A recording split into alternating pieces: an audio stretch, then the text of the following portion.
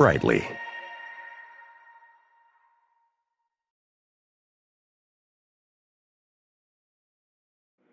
Hi, everybody. We're going to go ahead and get started right at 2, since we have so much to cover today. My name is Kate Donnelly, and I am the Client Marketing Manager at The Dude, and I'm going to moderate for you guys today. Want to go over a few housekeeping items before we get started. The phones are muted, so any questions that you guys might have, just go ahead and use the Q&A feature or the chat feature down at the bottom of your screen that you should see in the toolbar. And I will hold all questions till the end. And if we don't get to all the questions, I will give them to Mary Beth to follow up personally, because we do want to get all your questions answered surrounding this topic. The next thing on my list is that this webinar is being recorded, so if you have to hop off early or if you want to share this presentation with somebody else afterwards, we will be emailing you the link to the recording by the end of this week or early next. And those are my main housekeeping items, so want to go ahead and get started. This was one of the most popular sessions we had at Dude University 2019 this year, so we wanted to give you guys a chance to hear it again, and for those of you who weren't there, to give you a preview of what kind of sessions to expect at Dude U 2020, and I'll touch a little bit on the conference here at the end of Mary Beth's presentation, so we can get you guys signed up and get you more information and that kind of stuff. So without further ado, I will pass it over to Mary Beth to get stuff started for the presentation. Thanks, Kate. I am so excited to be here with all of you today to talk about what I think is one of the crucial issues that we're all facing, no matter where we work, no matter how long we've worked, no matter what our positions are. And that's this impact in the world that is affecting all of us, of how we're now working with 5 generations. I didn't realize until we really started to talk and to think about this, and I've had this in the back of my mind for a long time to do a deeper dive and to have some discussions on it. But for the first time in history, we now have 5 generations of people in the workforce. So it leads to this question: what in the world is going on right now? How do we deal with this? Or maybe it isn't a problem to you, or maybe it is an opportunity that you want to plus in some way. I was looking at the site of the Department of Labor, and I have to tell all of you, I was absolutely aghast when I looked at those numbers. The numbers continue to grow in terms of the amount of positions that we have available across the workforce here in the United States, and the lack of workers that we have to fill these positions. The void is immense. Now, there's lots of reasons for the void, but at the end of the day, we have a bridge, we have a gap that we're going to have to look at if, in fact, we're going to continue to be impactful in what we do, and in some cases, even be able to keep our businesses, our departments functioning, whatever that may be. So I want to start with something that maybe is a little different, that you didn't give any thought to. I bet none of you imagine that the most powerful word this year is imagine. And there is a reason why this word kind of bubbled to the top. And this came out of Harvard. And Harvard very easily said, as they were looking at a very global overlook at what we're dealing with in terms of employment, in terms of in labor, that said, we need to do a better job of imagining how it is that we can do what we do. And so when we think about imagine, don't think about it as a fluff word. Don't think about it, as a dreamy word. Let's think of it as a very hard truth. Because with what we're going to have to do over the next decade, or perhaps longer, is we're going to have to work much more in tune with how we can imagine what our work environment is going to look like and what we're going to do to manage within the framework that we are charged to do. Once upon a time, we talked about professions. Now that has morphed that we talk about jobs or positions within jobs. Most of us don't have professions per se. Well, maybe somebody that's listening, you might be an engineer, you may have something that takes a certification. But in today's world, we have jobs, we don't talk necessarily about careers.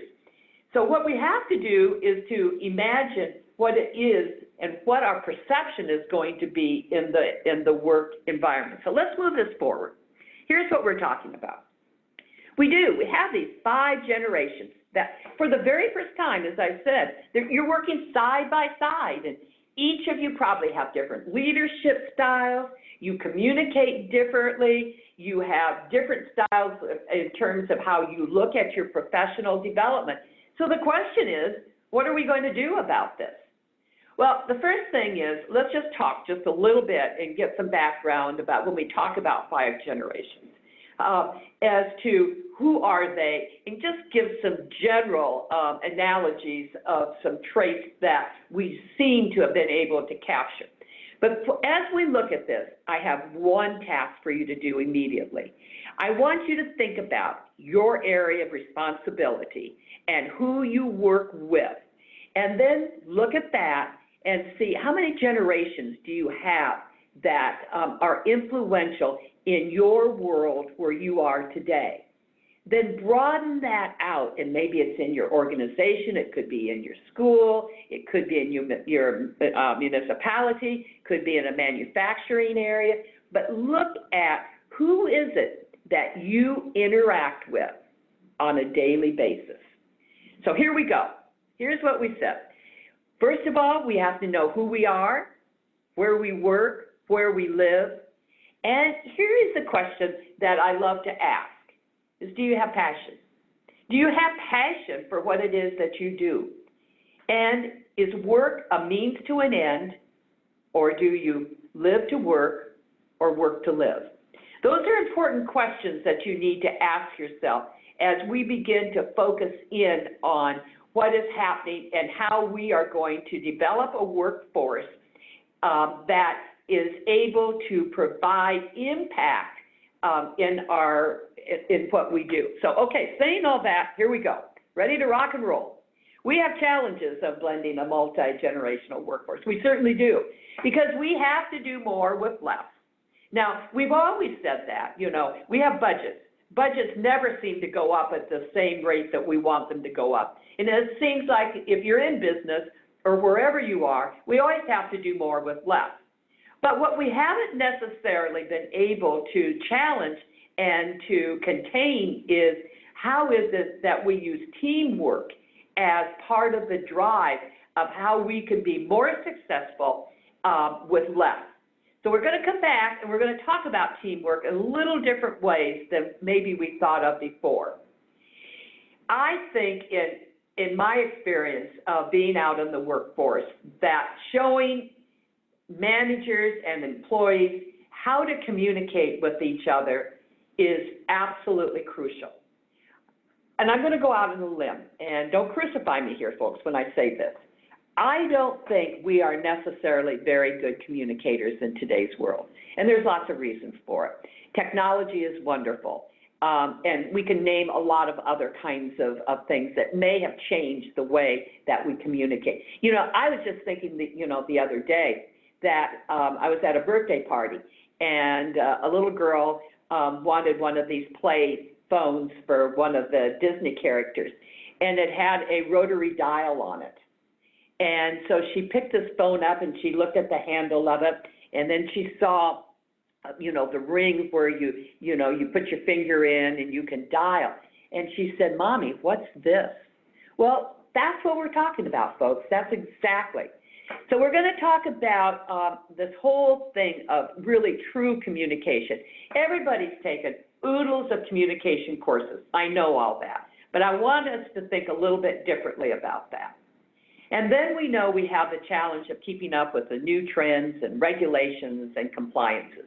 Those can make us crazy, absolutely crazy. So how is it that we can survive, move forward, and at the same time understand what the trends are coming down the road, what the trends are, what the data shows us, and how is it that we capture that through compliance and regulations? Yeah, all of you, I hope, are shaking your heads on this one. Supporting work-life balance to create a happier workforce. I have friends, I have colleagues that since they started work have never been happy, not happy about what they do. That's one issue. So how is it that, going back to what I said earlier, how is it that we invite passion in what we do?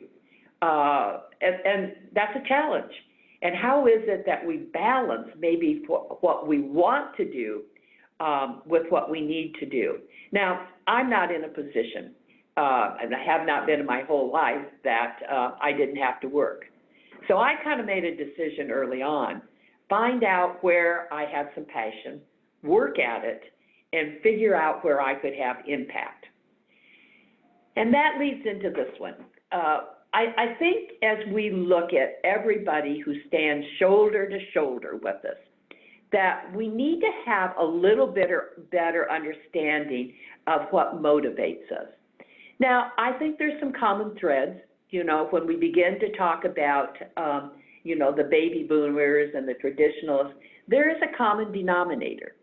But as we stand shoulder to shoulder, I wonder if we give thought as to what Joe standing by me, what motivates Joe, and Susan on the other side, what motivates her. That's part of a new way, maybe not a new way, but it is a opportunity for us to do a better job of working together to get results. And you know, I got to tell you, at the end of the day, it's all about getting results. And the things that we're talking about today are just not in the work environment. They may be in your home environment. You may have multi-generations at home. You may have multi-generations that you're working with in your churches or your faith-based organizations. What we're talking about today is not limited to just work. So here's where we are. 1% of the workforce is made up of the silent generation, and we're losing more and more of them. I think it's fascinating to talk to 18, 19-year-olds about what happened in the silent generation, because it's certainly historical. You know, my parents were the first ones that had black and white TV. They've gone from black and white TV to computers. Think about that. That's a huge jump. And basically, the majority of those people had a very strong emphasis on rules. Rules were important. I know growing up what the rules were, and if I didn't abide by being in that box with rules, what the repercussions are. So they understand rules. I wouldn't say necessarily they're compliant, but they function well in what I call sometimes a box. They lead with command and control style, very much so. This is what you must do. Remember, some of you might remember, I don't have to tell you the reason I told you no. You know, I told you no, and that's the way it is. Many of the silent generation, and you're going to find some of these traits interspersed all along the other four that we're going to talk about, prefer face-to-face interaction. Now, part of that was because of the lack of technology to technology that we have now. Think about where you are in this cycle, that when you started work, and we had messaging and we had paper messages and everything wasn't quite as immediate as it is now.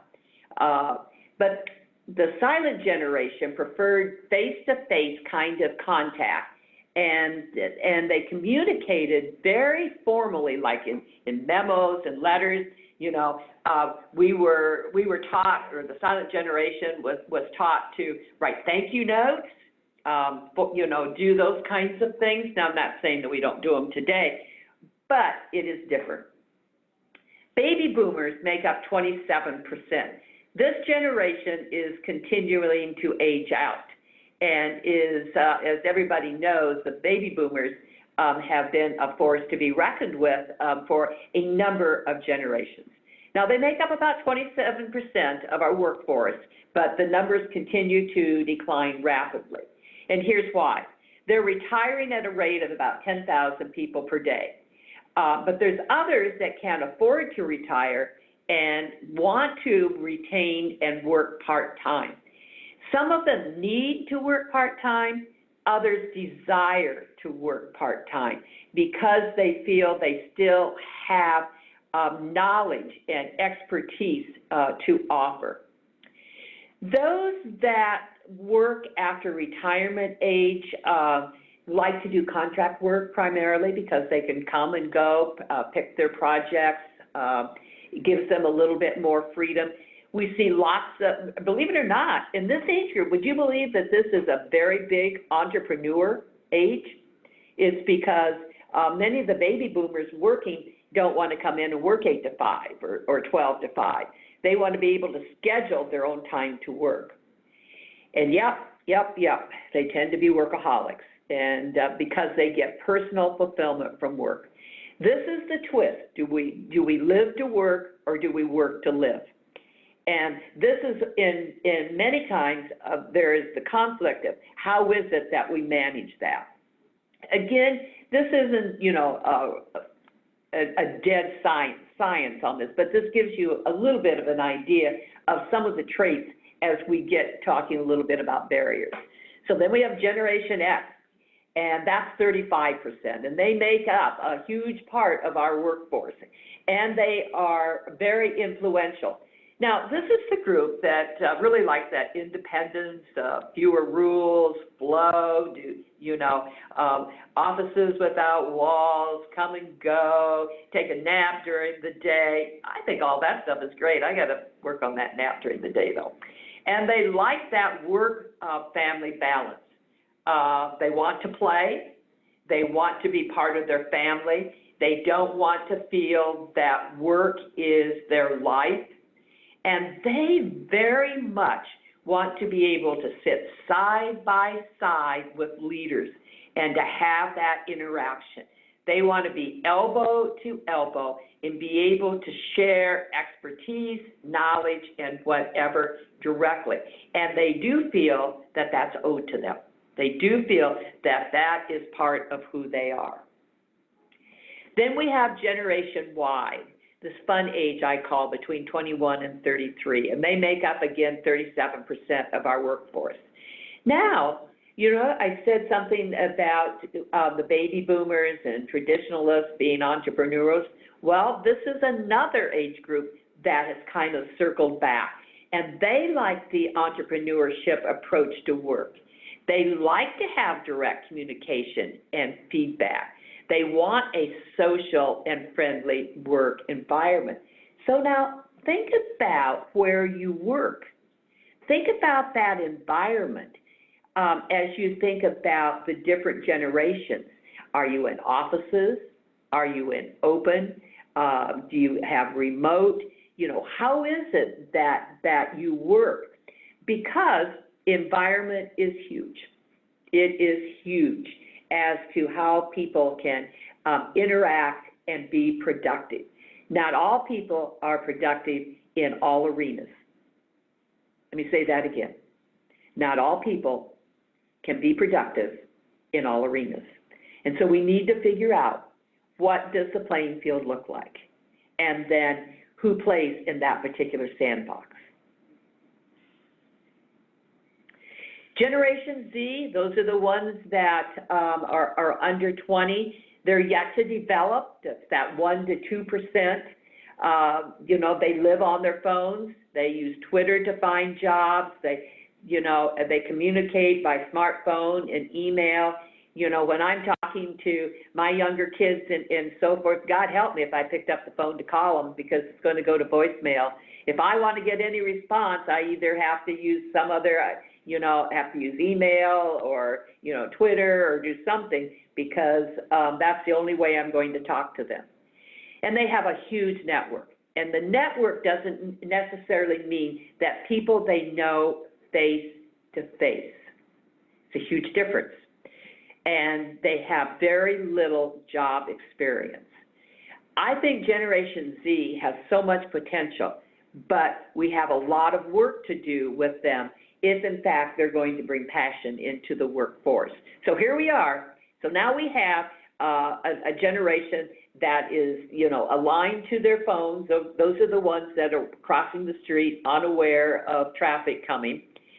These are the ones that don't have a lot of job experience. They're very qualified. They can do a lot of different things. But this is a new generation that's coming in that we have to integrate with everything else. I think values are very important. And in talking to people and talking about these 5 generations, I wanted to have the opportunity to see, do we have any common denominators? And this was like, I found this so fascinating because I came up with 7 values that really matter most to everybody of all ages. So let me talk just a little bit about it, because I think these are huge. When I get up and go to work in the morning, I don't get up, look in the mirror and say, well, today I want to feel respected. I want to be listened to. I'm going to be positive in my feedback and so forth. These are somewhat what we call, soft traits. I'll talk a little bit about that more. But we have values that really still matter to us. And thank goodness, folks, we have values. Feeling respected, number 1. How often do we really listen to what we say and how we say it? Now, none of us are perfect. Every day can be hectic. And every day, if you're up to your knees in water, you can't say, will you please go shut off that valve? I mean, we have to figure out, but everybody wants to feel respected as individuals. Everybody, because they are a person, just in my opinion, earns the right of respect. Here's another one that goes into communication that we probably don't do very well, is listen. We're so busy forming in our head what we want to say, how we're going to say it, and what points we're going to make, that we don't bother to listen to what is being shared with us. Active listening is a real art, and those that I think are the best leaders are those that keep their mouths shut and their ears open. We learn by far more when we do that. And do we take the time to mentor? Now, mentoring isn't like tutoring. Mentoring is making time for others of all ages. We mentor up and we mentor down. Doesn't make any difference. Everybody loves to feel like you're important. That's what mentoring really does. It makes the person who's mentoring feel like they have something to offer, and the person that's being mentored has the opportunity to learn from somebody else. Mentoring could be, getting a sandwich. It could be, going to get a pad. It could be in the workroom. It could be a variety of different things. And it doesn't have to be more than 5 minutes. And it needs not be more than, oh, wow, have you thought about this? Or, this happened, I just thought I'd share it. It all goes back to communication, folks. Understanding the best picture. It's so easy that we sit in our own little world, in our own little pod, or our own little area with our own little people. We're creatures of habit. Understanding the big picture is stepping out of habit. It's stepping into a world that may not be comfortable. And that means we have to look. I said the word of 2019 is imagine. Well, imagine if we had a broader view. Imagine in all of these values that are talked about, if we were better at respect, if we were better at communication, imagine the lengths we could go to. It's amazing. We could see the bigger picture. We're better at communication that is directed to us, that we are a sieve. So ask yourself, here's a great question. Am I a sieve to what is being told to me? Or do I block it so that I don't hear it and I don't have to act on it? I don't have to do anything with it. What do you do with it? And the same thing about receiving positive feedback. Don't slack at that. Enjoy it. That's what we need to be doing, is giving feedback back and forth. Good, bad, and indifferent, I'd say. There's ways to do it. And finally, experiencing an exchange of ideas. Now, look at all of this. These are values, but most of them all tie back to communication. And yet we're in the technology world. And here comes some of the stuff, the tough stuff that we have to think about. We have technology, computers, and so forth. We could go all day if we needed to and not talk to a person and not interact with somebody. But we know that in what we're dealing with today, we can't do that. So if we know what our basic values and we can tune into those, will that make what we have to do at the end of the day easier? So now, here it is, folks. We got to manage all these different generations, or we have to lead, or we have to interact. So one of the things we do have to be aware of, if it exists, and this means by not sticking your head in the sand and say, we don't have that problem here. I hear that all the time. No, that's not us. We need to be aware if there is generational tension. And most of the times it's because, people say, well, I just don't understand. I don't get it. Well, of course we don't get it, because if you didn't live in it, we haven't been aware of it. If we don't know it, we have parents or grandparents that were in the Depression. We have parents that didn't own a computer until maybe a number of years ago. You don't know what you don't know. So we need to be conscious of our surroundings.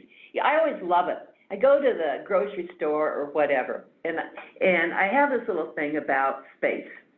And I'd be walking down the aisle, and somebody's either on the phone or maybe just not even aware of the spatial around them. And it's just like they live in their own little world. Well, we can't live in our own little world. We really can't. And we need to understand that the organizational careers that we once saw, read about, heard about, dreamed about, don't look like they did before. It's all different.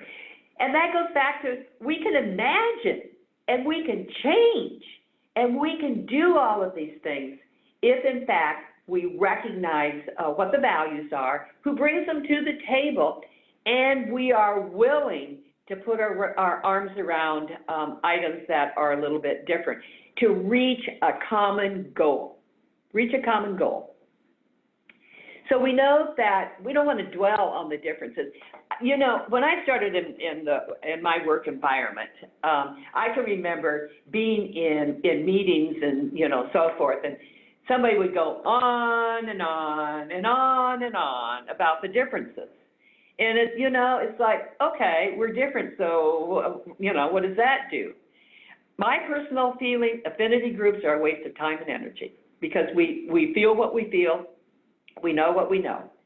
So let's not dwell on the differences. We know we all have them. So if we have that contract up front that says, yeah, we're all different, we have some commonalities, but I don't want to deal on those. Let's figure out what we have in common and what we can do as a team. You bring that, you bring that, you bring that. Let's package it and move on. And that leads right into this. Build collaborative relationships. And, trust me on here, I'm not going to go political on you, but we're not in an environment right now that collaboration is high. We're not seeing a lot of. We're seeing more of my way or the highway, perhaps. But we need to be collaborative. We need to know how it is that we give and take and massage and be respectful.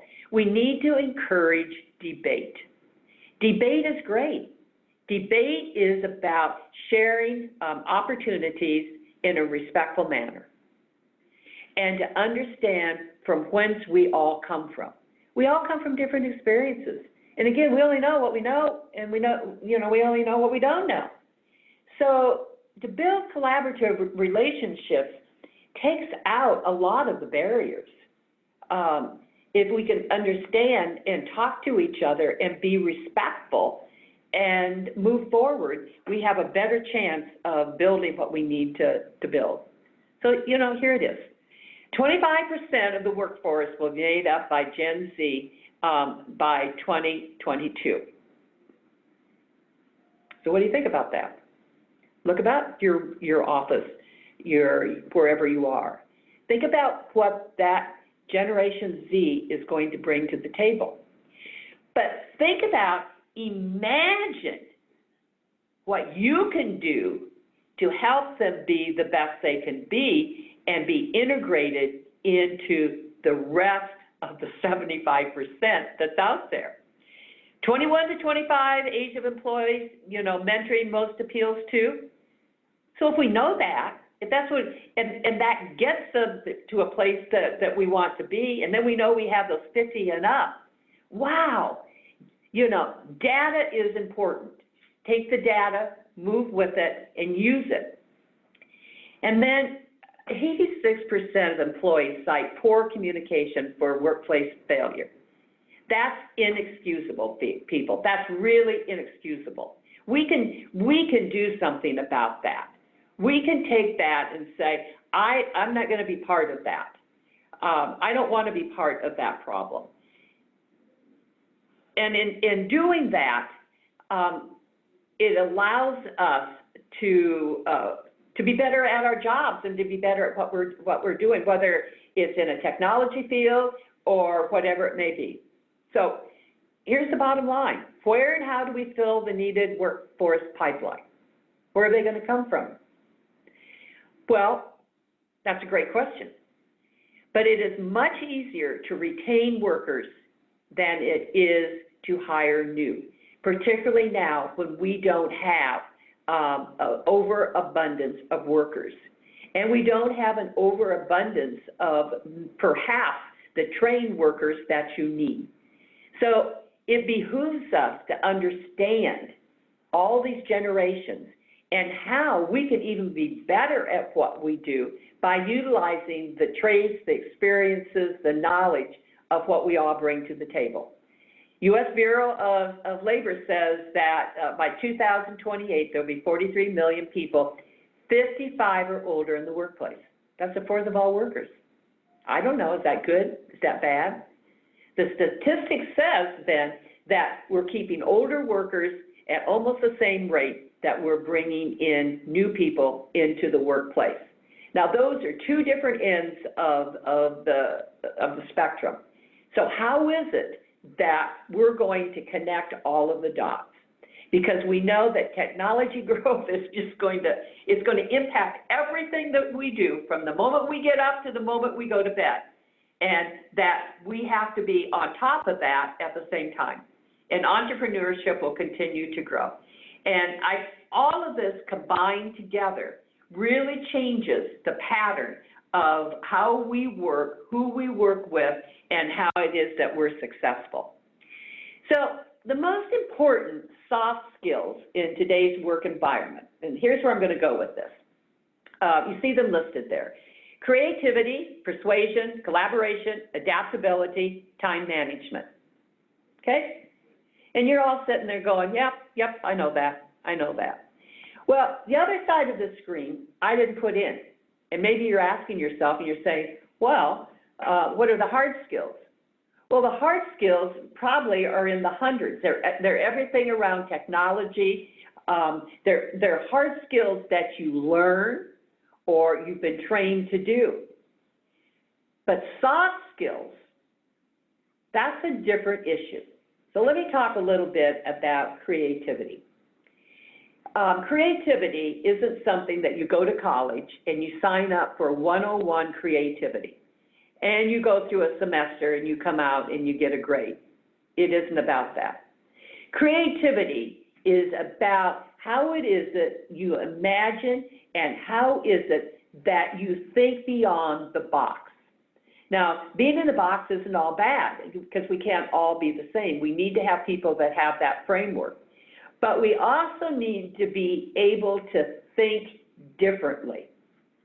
And here's the thing. We have the people that we can do that. We do. We've got these 5 generations, and we have people that are creative in a variety of different levels and abilities. Persuasion, to some degree, is a lost art because we get angry.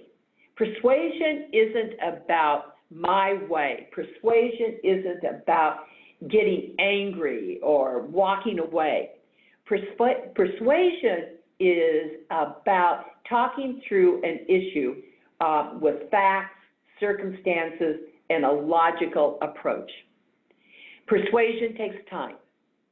How many times have you been in a position where you had a supervisor or someone that you really wanted to persuade to either do something differently?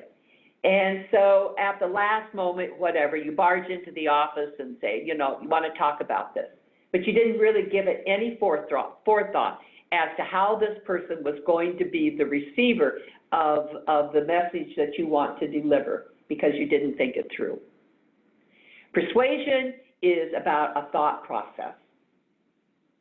Collaboration, we talked a little bit about collaboration, that ability to work together. Think about kids in kindergarten. They're just now starting to learn that. They're learning how to play with toys in the sandbox. I have a little nephew that I thought was going to get kicked out of preschool the first day because he is an only child and went to preschool, was playing in the sandbox, and another child came up and took his tractor. Well, my nephew just hauled off and popped him one.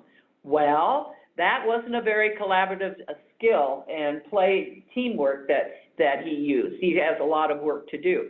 But my analogy is the same. It's the very same. We can't just take our tools and walk away. We don't have the people. We don't have the time.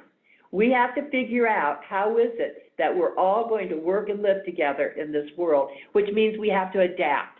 The world is changing, folks. Every day there's something new. And it is so easy just to sit and say, I just can't deal with this anymore. I feel like all I'm doing is churning and burning. Okay? So what are the skills that we need to learn to be more adaptable? We need to learn those. Soft skills take a lot of hard work. Hard skills take education, take training, but the soft skills are the ones that, in my opinion, that allow us to do what we need to do. Time management. I'm not sure that this is important. I'm not sure how high on my list this is, because time management to me is a conscientious decision. I could teach everybody, how to file or however, they put their calendars and whatever, but it's a conscientious decision. We can teach different kinds of ways for time management, but at the end of the day, it's all about getting done what you want to get done, have to get done in a framework that's appropriate from where you're working from. So time management, I was reading the book not too long ago that they said time management is a myth. And to a certain degree of that, depending on your perceptions of that, that could be true. Time management is about knowing who you are, getting the most out of what you have to do in an appropriate manner. Now, I'm rolling right along here. So here's some things that you can do. Experiment with mixed-age teams and reverse your mentoring programs So that enables others that are older to interact and learn with younger hires. You know, put everybody together, fruit basket upset. We learn from each other, you know, experiment. All people like to do different things in different ways. Well, imagine how you could do it. It'll be great fun and you'll get great results. Incentive plans that reflect where your employees are in their lives. We all like to be rewarded, and reward isn't always in the paycheck. There's different kind of incentive programs. Know what invigorates, know what motivates people in your work team, and not everything motivates everybody the same. So take time to figure that out. Your regular human resources surveys kind of get a pulse on the demographics and needs, but there has to be a trust factor. My suggestion on surveys, if you really want to learn, is based upon the trust of your leadership or the trust of how the organization, company perceives information that may not be all hunky-dory, as we say. So trust is a huge factor in everything that we do, plus our communication. If we don't have trust, it is difficult to get to a level that we want. And as we talked about, you know, one of the opportunities is to avoid the generation employee affinity groups, as they generally reinforce, you know, the stereotypes. Because how often is it that you go someplace and let's say you have a company dinner, people that identify with each other or you have an affinity group typically sit together. Okay, so what if you develop a culture that says, you know, we want to embrace all and we want to do things differently? Because if we are learning about other people and how they work, that might make me look good. You know, I don't have to do it all by myself.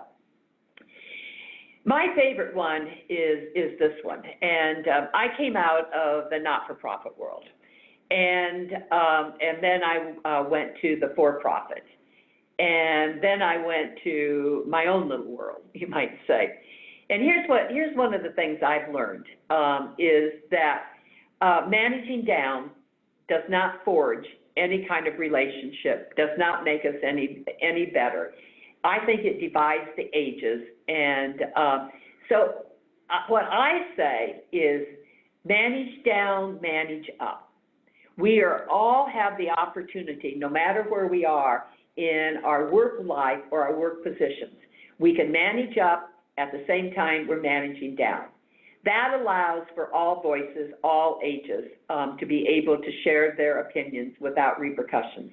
And that's what we're always afraid of. We're always afraid of, if I say something, it's going to come back against me, you know, they're going to hold that over me forever.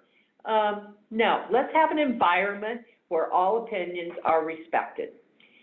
And you know, we can't assume that we know how to motivate. We need to ask them what they want out of their professional life.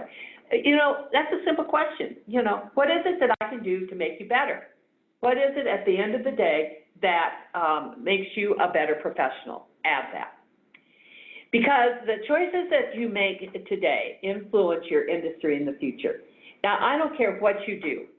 Don't you look at having a legacy of when you walk out the door for your retirement? You know, I think that's one of the most important things that we can talk about is our own legacy. Because that legacy adds to the legacy of wherever it is that we're employed, volunteer, whatever. And that's pretty important. Future-proof your work so that it can rise to the occasion of a changing workforce. My gosh, I can't think of anything more worthwhile as I don't want an output when I'm done. I want impact. I don't want to just be producing to produce, to meet something on paper. I want it to be future-proof. I want the legacy that will stand up against the changing workforce and be part of that change in a way that's positive. Leave that legacy as a team person, because the fields are changing, and when we deal with management and leadership, it's no different. So as we come to kind of a very fast into a huge topic that I talk very fast about, I want you to think about where you are and think about how you get caught up in the outputs and not in the results or the impact. There's no easy solution to what we're talking about. We have more jobs than we have workers. We have more pressure on us to produce all the time, and we have to do it with less. So the perception is that we do have to think differently. And in thinking differently, we have an opportunity, because never before did we have these 5 generations of all this knowledge and experience. Think about this. We have a tremendous amount of knowledge that we can bolster and can help us do things that we've never had before. It's not realistic to think that we get the best results by all of us being alike. Think about that. It doesn't work. The best results are if we incorporate a variety of different experiences, thought processes, and people together. And my final comment in all of what we're talking about is very basic, is understand your native language. Wherever you are, understand what the native language that is spoken around you, meaning what is the culture in your organization, your business? How do I identify with that native language so that I can encourage, foster, mentor, work with, whatever it takes to leave the legacy that we need to leave? Thinking alike doesn't always work. Thinking together to build a better work environment world does make a difference. So I'm going to kind of stop here. We'll have some questions. As Kate said as we started, I'm always available. If you want to have further chatter with me, please feel free to. I think Kate's going to mention a couple things, and then we'll kind of wrap us all up. And I just really enjoyed this today. So I hope that you get one little nugget out of it that will help you moving forward. Thank you so much for that. We've got some good questions, but before I go ahead and ask those, I wanted to touch on the fact that this was a really good session at Dude U 2019. It was one of our most popular. We wanted to bring it back to you guys for an opportunity to hear it again. And just wanted to touch on that Dude U 2020 is going to be May 3 through 6. It's going to be in Raleigh. We do have our Dude deal open and available now, and that's $17.95 to go to the conference as well as pay for your hotel. So super awesome. When you come to Dude U, the Learning Lab is one of the main things that we tout besides sessions like this one that Mary Beth just gave to you guys. It's where you can meet our client success team face-to-face with over 200 computers set up. You just sit down right next to them, bring your hardest questions, anything like that. You can get hands-on, in-person training. It's just fantastic. And we've got over 150 sessions for you guys, a mixture of thought leadership topics like this one, as well as actual product training classes. So it's a really, really great experience. And you can also meet your client success team in person and get an account review and a full audit of how you're doing with your tools and everything like that, and what you could be doing better and where you're really thriving compared to the rest of our client base. So just wanted to throw this poll up really quickly to see if you guys want to get signed up for Dude U. I can shoot you guys a link right after this, or if you just want more information, we can get you that as well. Because we really want to see you guys out there in person and meet everybody and things like that. So I'll leave this poll up while I ask some questions. The first one was from early on from Scott. And they want to know, how do you help support that work-life balance for your employees? Is it encouraging less overtime and more vacation time? That increases the need for workers, subs, overtime for other workers, though. So can you give some examples, or do we just quote-unquote budget and expect this? Well, I don't think that budgeting is always the answer. I think the first thing that my experience has been is to find out what is it that your employees are wanting. Overtime is a huge issue right now, and by making people work more, can you figure out how you can make them work smarter? In some professions, you can work from home, versus coming into the office. How can you work smarter? I would ask your employees or your team, how is it and what is it that would make a difference to them? Now, at the end of the day, you as the manager or the leader have to figure out, does that work? I would be more than glad to talk with you and give you some examples at a later time, and so don't hesitate to reach out to me. Another one from Kristen is, any specific suggestions on successfully managing employees that are older than you? Yeah, actually is that one of the things that I have learned is don't let the age become an issue. It isn't, because many older people think young, and just because they have perhaps more work experience, I think that ability to ask questions and to listen effectively helps to eliminate that kind of feeling of intimidation, because the older worker isn't looking at it that way. The other thing is actually sit down and say, I want to make sure that I'm doing right by you. It would be helpful for me to know, how is it that we can best communicate? How is it that I can work with you the best?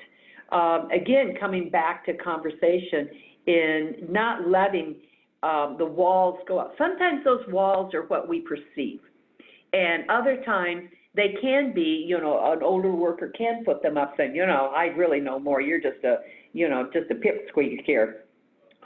Try the communication piece, say, I want to be helpful to you. I want to do what I can for you. How is it the best that we can do this together? So another one is, what's the best approach to understand your team's demographics and needs as a person without getting into their personal and private life? Yeah, now that's a really great question. And I think that good leaders are astute at the people that work with us. Listening to others over lunch in a cafeteria will tell you what happened over the weekend, whether somebody is a skier, a bowler, has, kids or whatever. I think observation, listening, testing out such things as, I think I heard, or did I hear you say that you like to do this? My kids go to such and such a school. There's some questions that are part of conversation that you can ask. We are afraid, and rightfully so to some degree. But conversation to back and forth to elicit information we shouldn't back away from. We shouldn't back away from it. But I think we can be better listeners. We can be better observers. We know, how they work. We all converse and have dialogues all the time. I think we just need to plus those better and not be afraid to get to know our people better. So we have time for one more. There is more than one question, but I'll be sure to pass those on to you, Mary Beth, so you can personally reach out. And I'm going very fast on these, Kate, and I probably could give some more detail to folks if we had a conversation, and I'm more than glad to do that. I will actually down in the chat feature to all attendees. I can type your email address. You okay with that? So you can so they can reach out to you with any questions. Let me type that before I ask. Well, let me ask the last question first. What are some things that you think motivate the Gen Z to work for a company? I think that if we're working with that age group, I think that communication, direct communication all the time is one of the most important things. And I have a great story, but it's too long, so I'm not going to tell it. I had a Gen Z that worked for me not too long ago, and I thought this person was going to drive me crazy, because this person was always in wanting to know everything that was going on, until I realized that what we were talking about was not top secret. This person was really interested in what they could do to make what we were doing better. And I had to change from protecting information to being a better share of information. I also think that they want to be successful. The other thing I learned is that they probably weren't going to work for me for 5 years. They probably were going to look for a couple of years, and then they're going to move on. So I feel that my job was to make them the very best that they could be in the time that I had them or employed them, and took great pride if and when they left and went to another position. Now, that took me a long time to get to there, to realize that they're not looking at professions. They like short projects. I had my best luck with them is, this is your project. This is the date that it's due, and to do it in project. I also found out that they're not always great multitaskers.